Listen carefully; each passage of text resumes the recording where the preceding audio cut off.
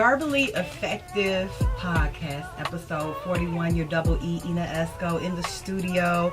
I'm so glad that you guys are tuned in to episode 41. I have with me one of my good friends from way back in the day at Lemoyne Owen College, Mickell Lowery, District 8. Hey, Mickell. Hey, what's up, Ina? LOC. I'm great. LOC, baby. You know we hype right now for homecoming. That's right. How you doing, Mickell? I'm doing great. I really appreciate you having me. Thank you for coming. You look good. Well, likewise. But you know what? You the new Shelby County Commissioner, District 8. What's up? So you know, doing the best I can with what I got. As you my look mother like would you're say. the same size from back in the day. It ain't the same. It's not. It ain't don't the feel same. the same. It don't feel the same. Listen, I tell you what, it's homecoming week. So we had a couple of former players come back and participate in some events and some games. And I got out there. And you got out there? You know, I didn't play the game. I got in a 3-point contest. Okay. It don't feel the same. I'll put it to you like that. Wow. Had a good time, though. I should have did the volleyball. I'm telling you. I'm gonna I want to do some things with the volleyball team. But before we go full throttle into LOC, you know, I know you kind of when I first started knowing you, Mickell, was a freshman at Lemoyne Owen College. I think you were a sophomore when I got there, right? Right. So, tell me about Mickell before Lemoyne. Like, what part of Memphis are you from? Yeah, so I gotta tell the part of Memphis I grew up in is Raleigh. Okay. But I gotta tell you the full story. So okay, a lot of folks don't know this. So my parents, I was born in Memphis, but my parents divorced early on. I don't think I was 2. And as most children do, you know, you go live with your mother back in those times. So my mom was from Georgia. So I lived in Atlanta and spent my summers in Memphis with my dad.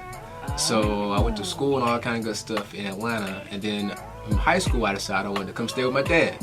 So I came and moved to Memphis and went to Craigmont. Went to Craigmont my junior year.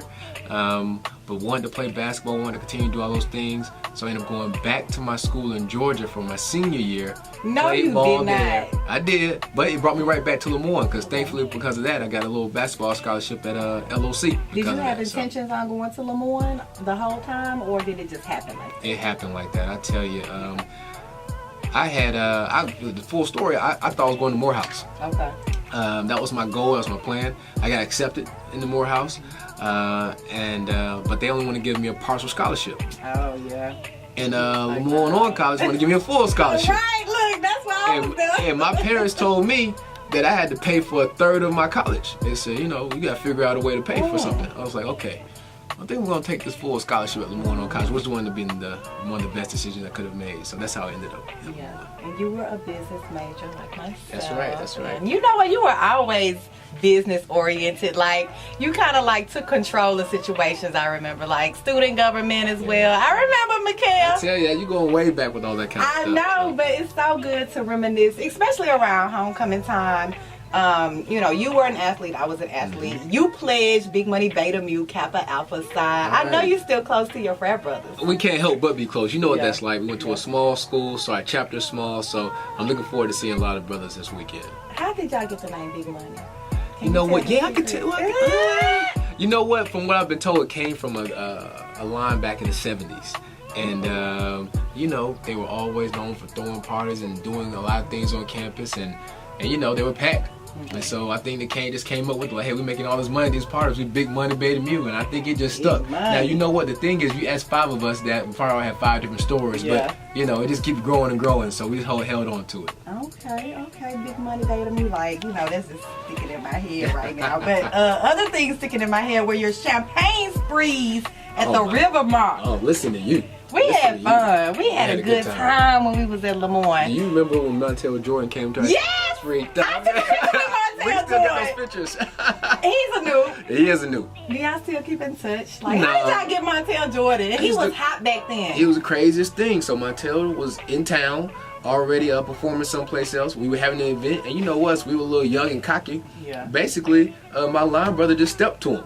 Shout out to Burlon Street. Burlon! What's up, Burlon? I was like, hey, the news kicking. We over here. We got a little spot having champagne spree. Told him it was going to be a good look for him to show up. And then he did. And he came and hung out too. He didn't just show up and take a picture, as you know. He hung out for a while, which I was surprised. Like, okay, Mickell, why don't you go on somewhere? Because, you know, we had Mickell you were the star. Jordan, but you all, brought a lot of talent to Lemoyne. Like, what are your connections? Remember 3-6 would come. Good we had mom. a lot. We had everybody come. Yeah. Okay, but let's fast forward to now. All of the changes at Lemoyne are like so great. Right. It looks like a new campus to me. Good. I'm glad to hear you say that. I mean, because first of all, you gotta have pride in where you go to school. Yeah. And so there have been a lot of changes, not only at Lemoyne, but what's going on around that community. Yes. And you listen. It looks much different than when you and I stepped on Yes, campus, it does. right? So Yes, it does. yeah, I'm glad to hear you say that it does. Yes. Now, do you remember, like, when we were going to Lemoyne, it kind of seemed like it was a stigma around if you went to Lemoyne. I probably had conversations with people maybe immediately after I graduated, and I had so much pride in my school, and I couldn't believe people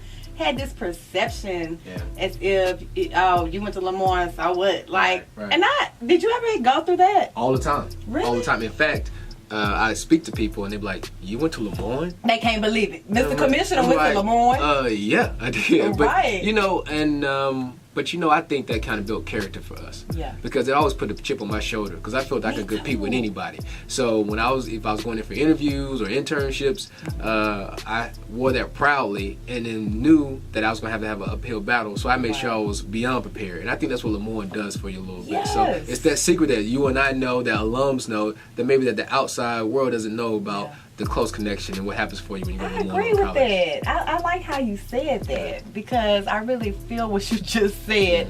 And I used to get it all the time, but we grind. We hustle and we do what we want to do. Hey, that's what's out. And we gonna work for it. Yeah, no doubt. Definitely. Oh my God. Okay, LLC. Now, are you on the board? I am. Okay, so what does that entail? Well, it's a different dynamic at times. It's our job to have fiduciary responsibility for the college. We set policy, which is different from operational.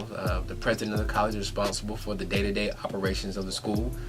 She gets to make the choices that she thinks are best to move the school forward. When we get involved in the terms of policy and governance. So that's our position, which sometimes it's difficult when you're an alumni like we are. You care about your college. All the trustees care, but you want to see it be in the best position possible. And sometimes you have trustees that reach out to you, other alums that reach out to you, students that reach out to you.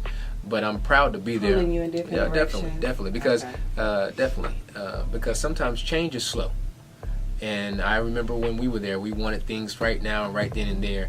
And you have to understand that you have to let the president implement her plans and her processes to get us there.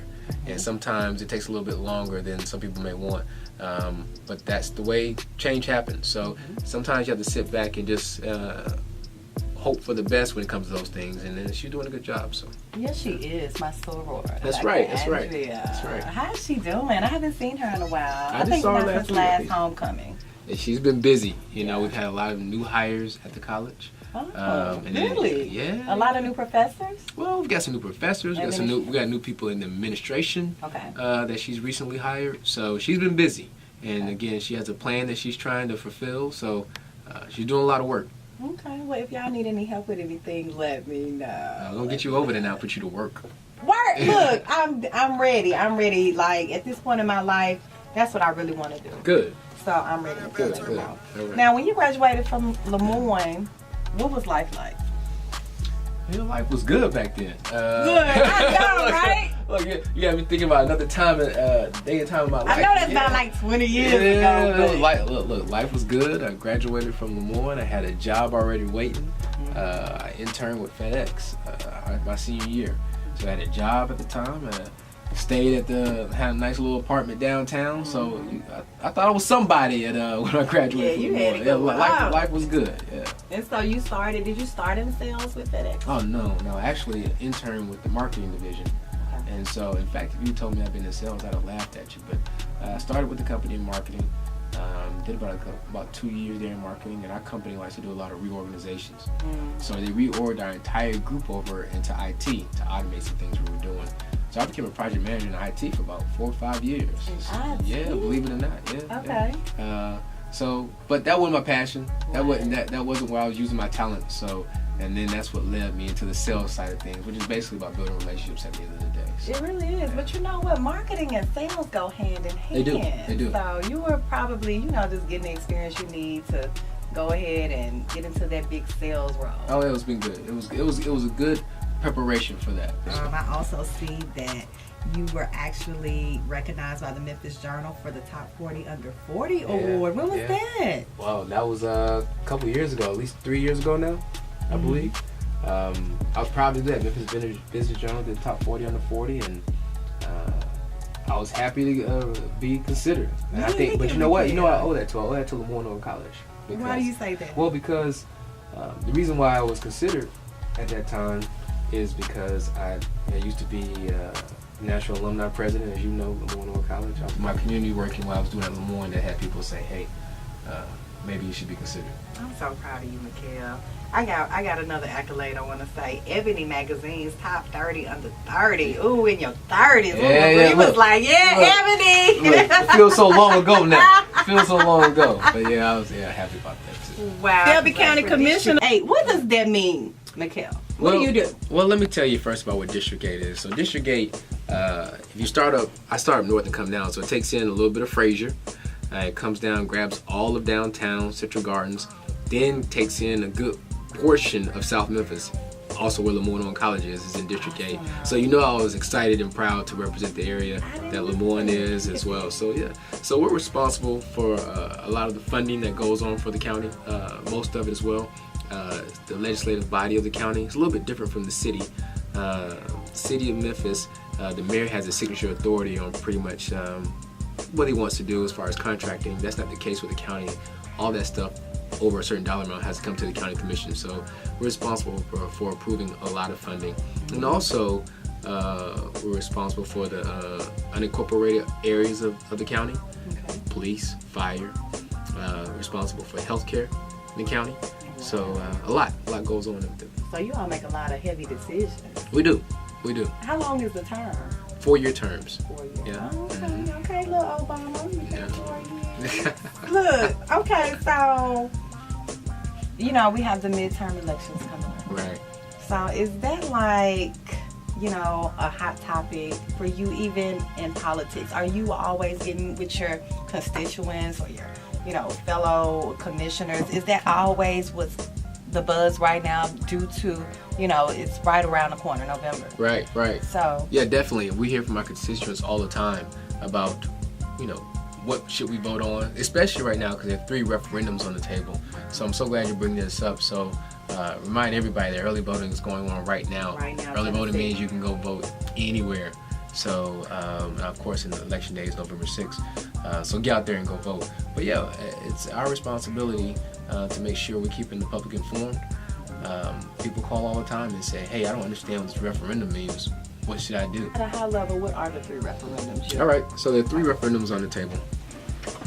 One has to do with IVR, instant runoff voting.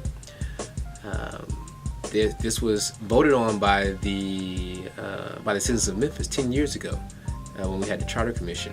What it basically says, it's a little bit confusing, but what it basically says, you get to rank your choices when you come to vote. Right, rank choice voting. So if the 3 of us that are in here were running for office, someone can come in and say, hey, Ian's my number 1, my man with the camera here is number 2, Mickell's number 3. That's who I want. If there was a runoff. Well, this would eliminate runoffs. Oh, okay. This is the reason why you put it into place. Mm-hmm. So if the number 1 person gets 51% of the vote, then that's null and done. It's all done. But if they don't, then they tabulate all the other votes together. So then they look at who's your second place vote, who's your third place vote. They tabulate that to get a winner. It's been effective in some cities. I just think a lot of people aren't aware and knowledgeable of the process. So that's on so you get a chance to vote if you're for that, or it's a yes and no. It should be for and against. It will make it a lot easier if the ballot said I'm for it or I'm against it. But it's a yes and no. 2 is referendum regarding term limits. Now, currently, the city council, the mayor, and as well as the county commission and the mayor have 2 term limits, 2 4-year terms. The referendum on the ballot is asking for 3 4-year terms. So take it from 2 terms to 3 terms. 12 years. 12 years instead of 8. 2008, the citizens of Memphis voted on to have term limits, to put in 2 4-year terms. So I'll put that out for people just so you can make an informed decision. So basically, do you want your public officials in the city to have 2 4-year terms or 3 4-year terms? And that's up to you. Because, I can go both ways on this. Because when someone's doing a good job, you want them to continue to do a good job.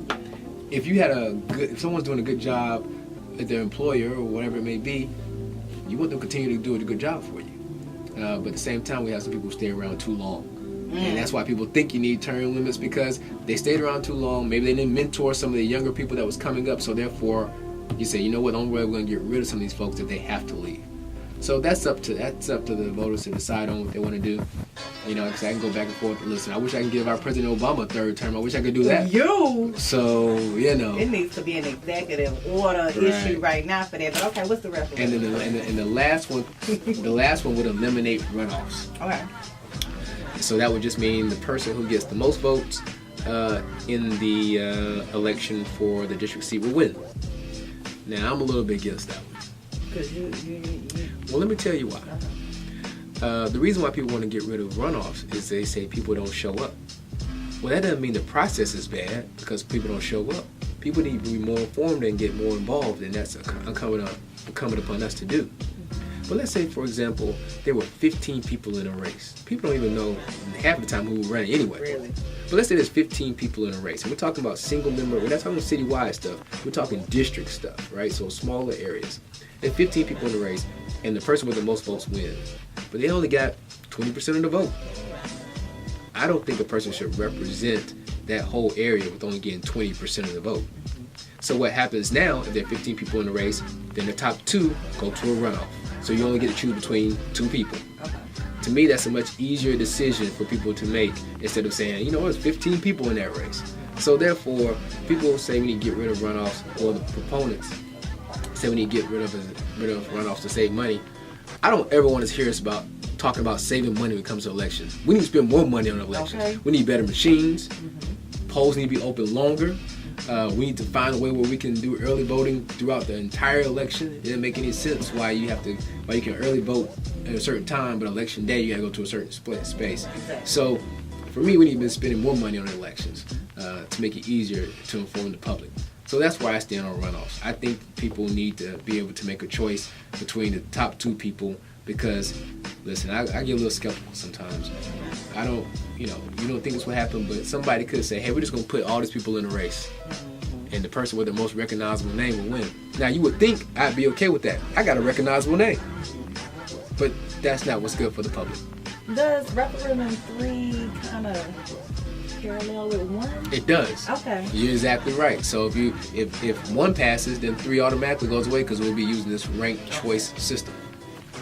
But now it's time to transition into right. current events. Cool. Good. Now, when we were at Lemoyne, Right. we were both magicians. Mickell played ball. And y'all had a good record back then. Yeah, we did. My last year there, we started off the season 20-0. 20-0. 20-0. It tied the record for the longest winning streak by a college. So both University of Memphis and Lemoyne Owen College had a season when we had 20-0 wins. So it was a great year. And then the next year, that team went on and won the championship for the conference. So we had some good basketball playing around there. And Lemoyne and Memphis play tonight. Tomorrow. Oh, my bad. Yeah, tomorrow. Look, I'm going, so you got me thinking like, do I leave here right now or what? Okay, Yeah, tomorrow. Okay, get me right. Okay, so being that, you're a big basketball player, I know you're a fan. Let's talk about the new LA Lakers team. Let's talk about it. And I say new because of LeBron. No, that's all right. the only reason why. That's all right. So you're a Laker fan. I am a Laker fan. What's up with your boy? I like the Grizzlies too, but hey, I'm a Laker fan. I've been a Laker fan. You thank Kobe Bryant for that.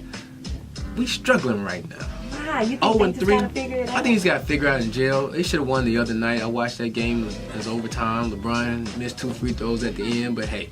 And then we got a game they need to win tonight. But I think it's going to take time. And then plus, we got folks fighting on the floor and stuff like that. And folks suspending and everything. What is going on? Listen, we just get our act together. That's all right. It's going to take us a little bit of time. I'm hoping this incident, though, will help the team gel a little bit So I'm excited. I'm still excited about the Lakers season. Yeah, because LeBron, like I've watched like a lot of footage on LeBron.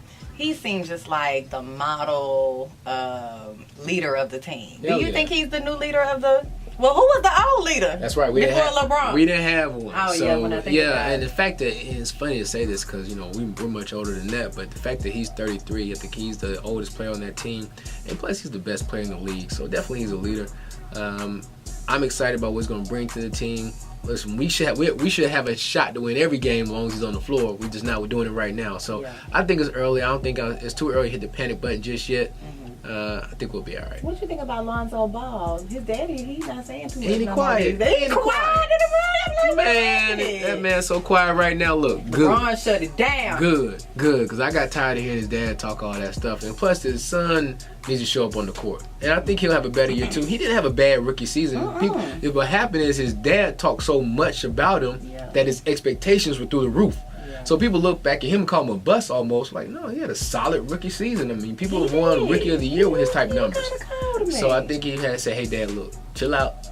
Got LeBron here. With his psyche Let me play a little bit. Let me make my own name for myself, and I think he'll be all right, too. One thing I noticed about Lonzo, I think he's a good team player. Like, as far as an assist. Right. He'll give a fire-ass assist.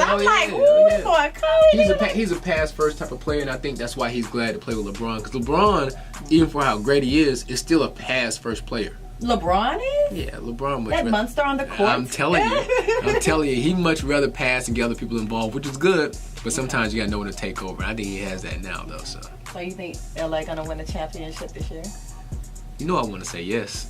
So that's what you feel, though? No, but you know what? We're gonna be in the West Conference Finals. I still believe that against Golden State. So who you think is really like up there above LA right now? Golden State. Boy, Golden State got a all-star team and Curry. Yeah, what can you say about that? So barring injury, they should be there. But you know what? I'm still gonna be rooting for the Lakers. I still think we got a shot, as long as LeBron James is on that court. Yeah, y'all got a shot. I got a hell of a shot. Yeah, we gonna see what it do. Now, did you buy a lottery ticket? You got a meal over there in the bank? I bought 4, 5, 6, 7, 12, 15. Man, I bought 3. Mine was trash. Look, I bought lottery tickets and then got in pools with other folks. So I was trying to be in the game. Yeah. What somebody went out of South Carolina? South Carolina. Good for them. them. The whole thing. Good for them. I'm happy for them. Good for them. I get it. Yeah, Could you imagine they said the winner of the Mega Millions is from Memphis, Tennessee? We all been like, Memphis would be on fire. Everybody looking at each other like it's you. What? And we know everybody got they said 6 degrees separation. Yes. And Memphis, Tennessee is like 2 degrees of separation. So we gonna know somebody that know the person. So we'd all be trying to be like, hey, you remember me? I have thoroughly enjoyed you. I love catching up with you. Likewise. I'm so proud of everything you've done and accomplished. It feels so good to sit on this side of the room and see you do your thing back from LOC. So much success to you. Thank you. I wish you much success as well. And I really hope that, everything that you have informed everyone about on this podcast, they're listening, and we're going to make some changes. There you go. Go vote. Now, how can everybody get in touch with you, Mickell? So you can reach me if you got any questions about what's going on in the county commission, especially if you live in District 8, you got some concerns. I want to give you a phone number and an email. So you can call me at 901-222-1000. Should be easy enough. Again, that's 222-1000. That's my office at the county commission. You can also email me at mickell.lowery@shelbycounty10.gov. Probably the easiest thing to do is probably just go on the website and pull up county commission, and it's going to have all of our email addresses there, all of our phone numbers there. But I'd love to hear from you. I'd love to hear if you got some ideas of what we should be doing for not only for District 8, but for our county and our city. The area I represent is the inner city as well as downtown. So I need to hear from you. Yes, Mickell Lowery, Shelby County Commissioner, District 8, Big Money Beta View in the house. Thank you so much for coming to Verbally Effective Podcast, episode 41 in the books. Please hang up and try again.